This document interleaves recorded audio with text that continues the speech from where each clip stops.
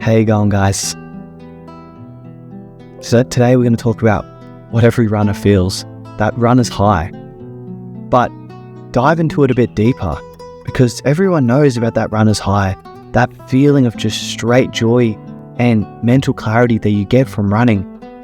But it can go deeper than that, because if you pass through that level, your brain starts to clear up. But most of the time, it fills with what challenges you most, or the demons that you have inside.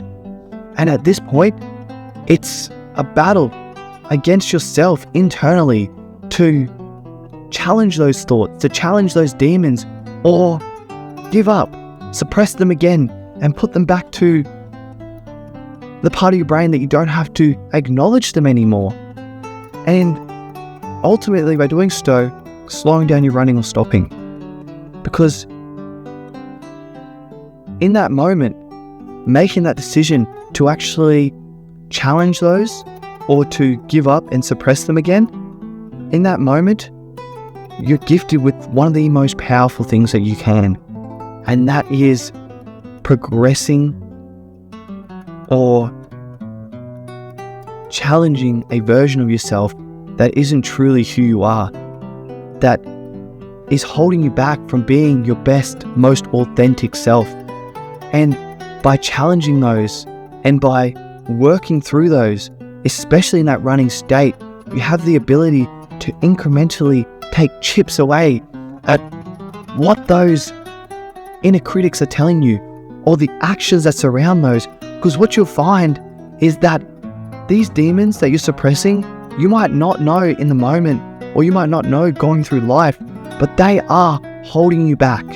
They are essentially shackling you down and stopping you from doing all the things that you find joy in, doing all the things that actually might give you more fulfillment than not doing those things. And by suppressing them, by not challenging them, by not running that extra kilometer, by not going that extra mile or at that faster pace, by slowing down and saying that you're not worth it, you're essentially debilitating yourself. And for most people, that's okay. They don't want to challenge themselves. They don't want to do those things because it's too hard for them. And that's okay.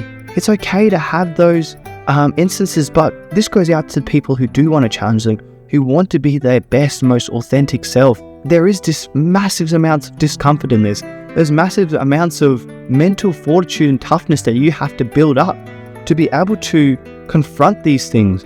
But what I can say is when you do start defining and challenging these thoughts and processes that you face, you'll have so much mental clarity.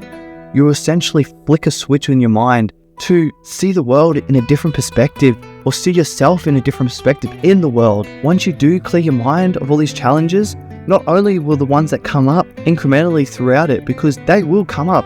This is not just a finite thing. This is a life process. This is a constant struggle that you'll have to face. But what you'll find is, since you've worked through so many of these, the ones that do come up incrementally throughout your life, you'll be able to confront them a lot easier and with a lot less challenge and heartache from doing so. Then going on those runs, you'll find that yes, those thoughts and feelings will come up, but you'll have that strength to push them away, to suppress them again and work through them. If there is any little instances of them that has been strengthened through your daily life, you'll be able to think more clearly off those topics, on more positive things, on more things that you find joy in, that enlighten you, that strengthen you, that motivates you to be your best, most authentic self. You'll find that those come into fruition. More so than that, you actually find that you can switch off your brain and just be in the moment, which I didn't even know what that even meant until very recently. There is a level by which you can get to. It's what most people talk about, that meditative state, like in meditation, like where you just sit there in straight ecstasy, thinking of nothing. And I didn't realize, I thought I could do that, but I was so wrong. And I was so naive. Even now, I'm thinking, is that state that I was at even the highest level that I could have done? The answer is no. The answer is, I don't think you ever can. I don't think reaching that Buddhist level of meditation is feasibly possible, at least for me anyway, because my brain I feel like I have a bit of ADHD, but my brain is always constantly switched on.